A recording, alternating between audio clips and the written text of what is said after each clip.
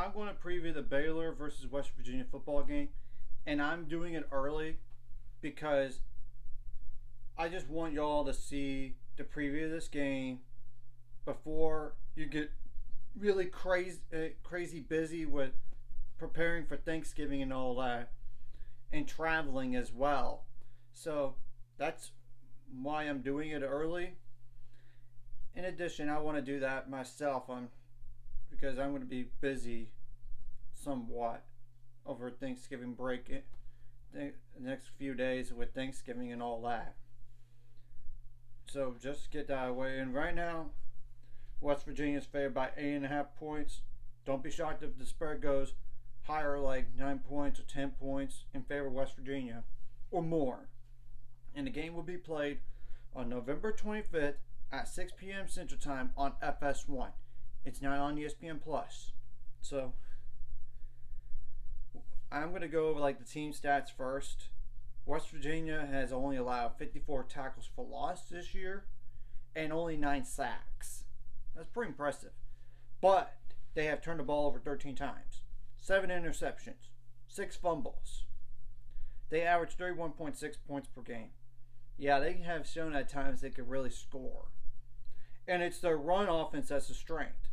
232.9 rushing yards per game. And I will put the outlook on West Virginia football in the description below in the link so y'all could see it and y'all could read it. 197.9 passing yards per game, so it's no secret. They're not a great throwing the ball team, though you never know. I mean, they did that against Houston and lost that game on the road. Time possession, 33 minutes, 42 seconds. 62 for 151 on third down, 18 for 33 on fourth down, 251 first downs. They run like a spread offense, but it's more run heavy. I mean, 34 pass breakups allowed and 16 quarterback hurries. They allowed 1 block kick this year.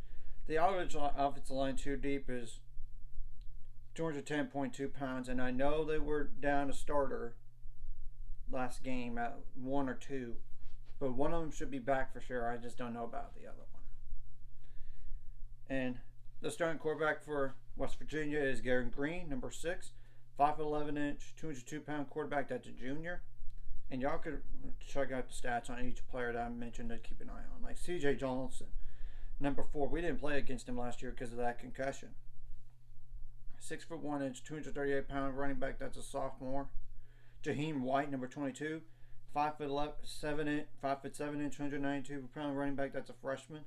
He only has 2 receptions on a year, but it was a touchdown with it, like 75 yards. And C.J. Johnson can catch the football too.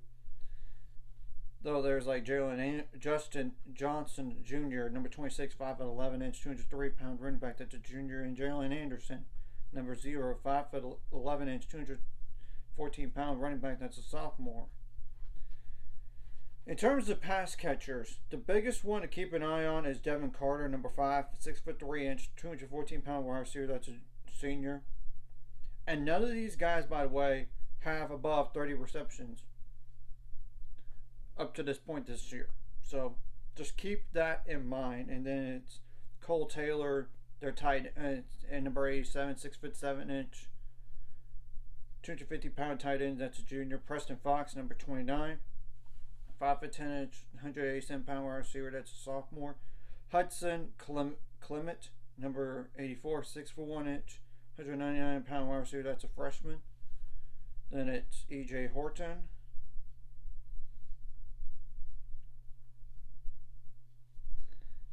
Number 13, 6 foot, 183-pound wide receiver. That's a junior.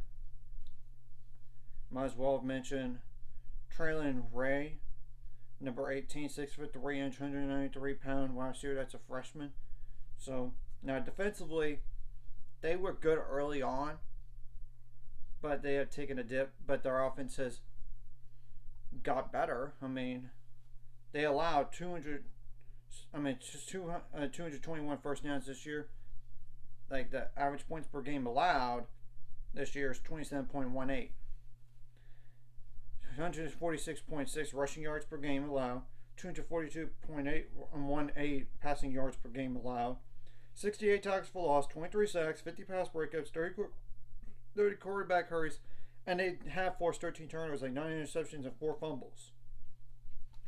56 for 144 on third down, 11 for 22 on fourth down, 26 minutes, 18 seconds time possession allowed. They have blocked 3 kicks this year, including 2 in that TCU win.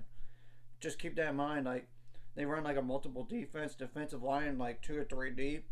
Weight is like 289.8888889 pounds.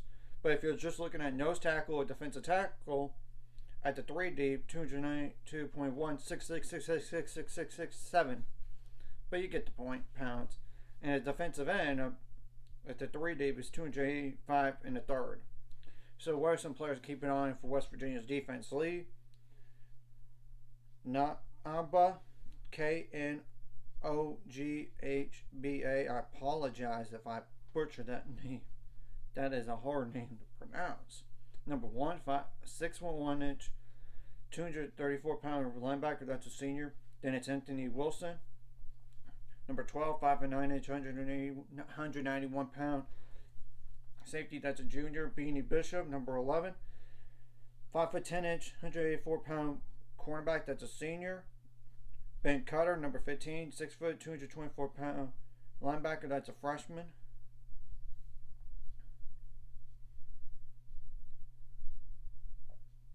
Jared Bartlett, number 10, 6 foot 2 inch, 238-pound linebacker. That's a junior. Hershey McLaurin, number 13, 6 foot 1 inch, 204-pound linebacker. That's a junior. Aubrey Burks, number 2, 5 foot 11 inch, 204-pound safety. That's a junior. Marcus Floyd, number 24, 6 foot 200-pound safety. That's a senior. Malachi Ruffin, number 14, 5 foot 10 inch,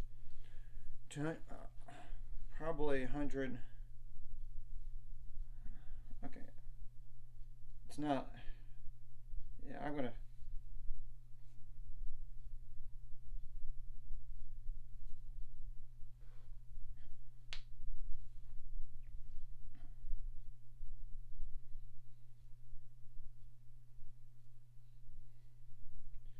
£194.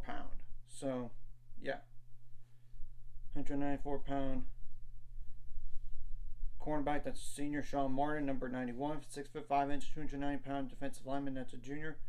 Fator Mulba, number 54, 6 foot 3 inch, 305-pound defensive lineman. That's a junior. Mike Lockhart, number 93, 6 foot 3 inch, 308-pound defensive lineman. That's a junior. Edward Vesterin, number 96, 6 foot 3 inch, 284-pound defensive lineman. That's a junior. The next guy is like day to day. What's undisclosed supposedly is Tyron Bradley, number 8, 6 foot 3 inch, 255-pound linebacker. That's a junior. Tambawa Duro Jaye, or Durojaiye, number 3, 6 foot 4 inch, 278-pound defensive lineman. That's a freshman. Caden Beiser, number 36, 6 foot, 226-pound linebacker. That's a sophomore. Jalen Thornton, number 97, 6 foot 2 inch, 278-pound defensive lineman. That's a junior. Heyman Russell IV, number 94, 6 foot 3 inch, 303-pound defensive lineman. That's a sophomore. Tarius Simmons, number 45, 6 foot 2 inch, 246-pound defensive lineman. That's a junior. That's just to name some guys right there. And I'm not including guys that are like they have been out indefinitely because of suspension or there's a season-ending injury. So you just got to keep that in mind in all this. So yeah, obviously the punter's Oliver Straw, number 41, which I don't know if we're going to even get to see because Baylor did not force a single punt last game. 6 foot 2 inch, 214-pound punter. That's a sophomore. Then our main kicker they use is Michael Hayes, number 22, 5 foot 9 inch, 187-pound kicker. That's a junior. So I'm going to say this up front. If Baylor could get this game in the 20s and keep it in the 20s, maybe they get a better shot to win. Because I don't know about this team trying to get up to 30 points at this point in the season. But you get the point here. I mean, about this. Then again, I know West Virginia has struggled defensively at times, so maybe they'll surprise me. You gotta, and obviously Blake Shapen's not likely to play, and so it's going to be Sawyer Robertson at quarterback. He's more mobile, but I know he doesn't have the arm, so you got to kind of adjust to his game a little bit. And I don't get why Blake Shapen played in the last 3 minutes of the game when it's pretty much garbage time, when it was a blowout. Why not put your backup in and prevent an injury? And hit concussion. I mean, what can I say? You got to run the ball a little bit better. You got to be balanced offensively, and I would lean on more try to shorten the game up a little bit. But I don't know how well they're going to do against this defensive line for West Virginia. You got to throw the ball some. Maybe try to do some quick passes, just try to get Sawyer Robertson comfortable, and the offensive line has to protect and run block better. You got to not drop passes, especially ones that are worth for touchdowns. And you can't turn the ball over on offense. That's plain and simple, and try to find a way to get to third and manageable. I mean, if you can. If not, get a first down on the second down. And when we get to scoring position, please just take the points and not go for it. Unless it's a runaway game and there's, for whatever reason, I'm just saying, and there's no point. But you get the whole point of what I'm saying here. We're going to have to find a way to keep this West Virginia offense off the field, but I know at the same time, the Baylor defense has yet to stop people. And the defense, of course, across the board, you got to limit penalties. And it would be helpful to win the time possession battle and the turnover battle. But then again, it doesn't do anything, especially after last week. I think we won a turnover battle, but I could be wrong against TCU and still lost pretty big. But you get the point. Now, defensively, you got to force turnovers. I mean, that's rule number one. And they're going to run the ball.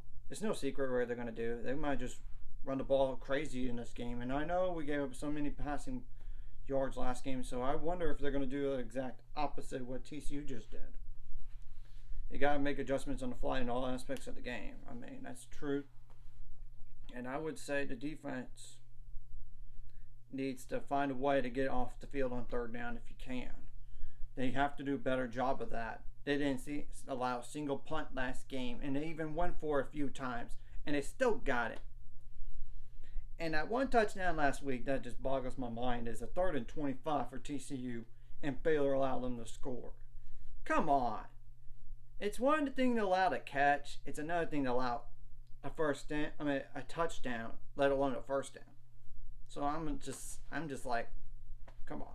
You gotta have a good pass rush. Of course, you gotta be aware of Garrett Green. He is a mobile quarterback, so he can run the ball. And I would just load the ball.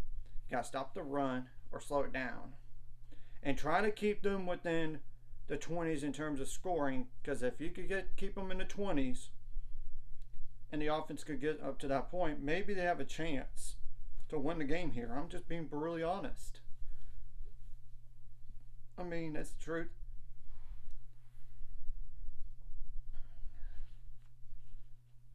Now, I also would say you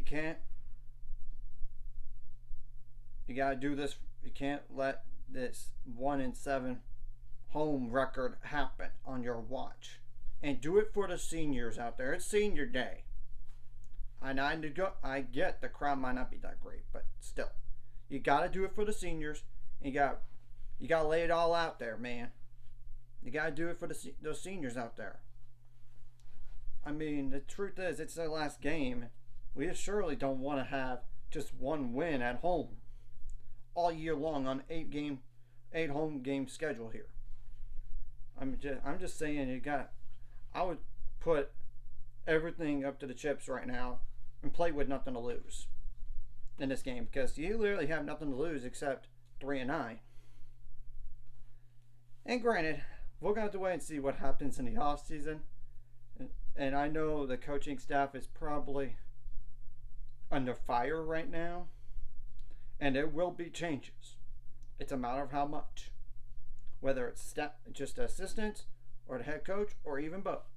I'm just being brutally honest, and I'm going to be on the reporting on that front as soon as something occurs, which is probably going to be after the game.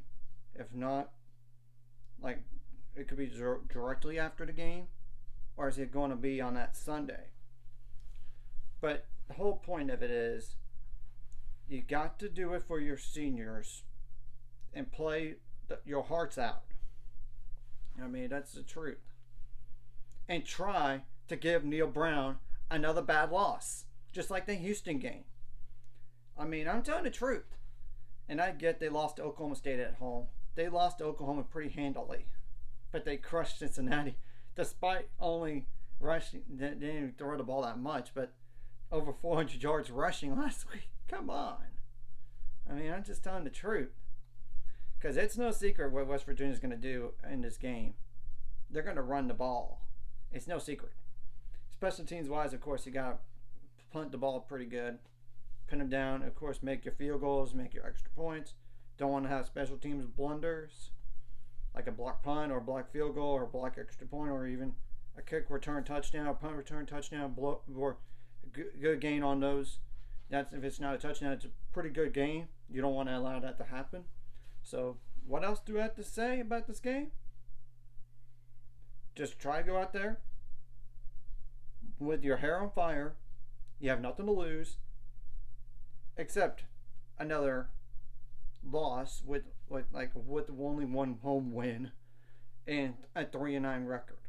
I'm just throwing all that out there. And try to finish on a positive note if you can. But I don't think it really matters what happens in this game right here in regards to coaching changes for assistants, at least. I'm pretty sure the head coach thing is already probably made up by now or by before the game starts. I'm just saying the truth. In all this, we're gonna have to see at least some assistants gone, and I would say strength and conditioning too. To throw them on the bus, the whole staff, not just on the strength and conditioning part, not just the head guy, but every guy that's involved. So, anyways, if you like this content, like and subscribe, and see you guys later on the road to 600 subscribers. Of course, ultimate goal is 1,000 more, so make money off this. Of course, liking the video, commenting the video really helps the YouTube algorithm, so more people can see it. Sharing the video does help as well. And if you're watching and not subscribed, hit the subscribe button. It's free. Hit the notification bell. And I know this West Virginia team is not invincible by any means because they lost to Houston. And yeah, I know they beat us, but it just shows how down they could play to their competition. And they have not played great defensively some back half of the season, but their offense has improved. So, and we're going to have to just go out there, give what we got, and try to make it more competitive than that last game against TCU. Because it was more like 2.5 quarters. It was competitive, and then forget about it after that. I'm just telling the truth. Try to make it a 4-quarter game. That's the thing. And if you could that's the thing. Because the last thing we want to is to have another blowout if we're going to lose. I'm just telling the truth. And even if we lose, trying to lose barely. And I don't want to root for losing, because I would prefer to end the season on top with a win. But my point is, don't try to get blown out on senior day in front of your teammates that are seniors and they're going to play back at Baylor as a guarantee. And we're going to have to wait and see what happens in terms of transfer portal too. So that's all.